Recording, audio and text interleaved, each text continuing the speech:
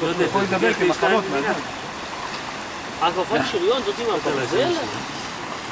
חיימון, מה פתאום שלח פה קייפה? איזה מרק אנחנו מכינים? מרק דגים, משהו חבל על הזמן, לפי מתכון של אבי סער הגדול. אולי נטעם. מה אבי, מה יהיה? אתה יודע שאנשים מתעסקים... צילמת את המרק? שהכנתי? אתה יודע שאנשים מתחילים... אתה הכנת מרק? תראה איזה מרק הכנתי. מהרגע שהגעת לפה אתה לא עושה כלום. איזה חרטטן. פרזיט, זה נקרא פרזיט. לא מזמן מצאו את זה, יחסית, לפני 10 שנה, 15 שנה ימצאו את החליפה הזאת. מה פתאום? זה וואלה אבירים בחופה. לא, בצלילה. בצלילה, לא ימצאו אותי, זה לקחו את זה באבירים. חיימון, תגיד משהו למצלמה, אתה לא מתבייש? אבל זה פטנט רשום. תן איזה ברכה. זה שאתם חברים שלי. לא מעניין מצלמה. איזה שולחן, יא חלה. מה זה אחי? מה הכנת לנו? ספר לנו.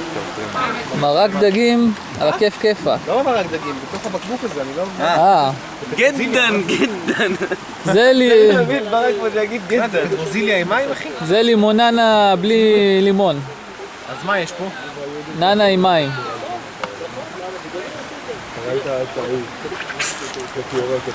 מה, לא טוב? אתה עשיתי את זה בשביל המצלמה, בגלל זה. מי סוכר עם ננה. כן. זה טובים. זה אחד בשני. שמאלנים האלה, הם מגזימים, עוד זה.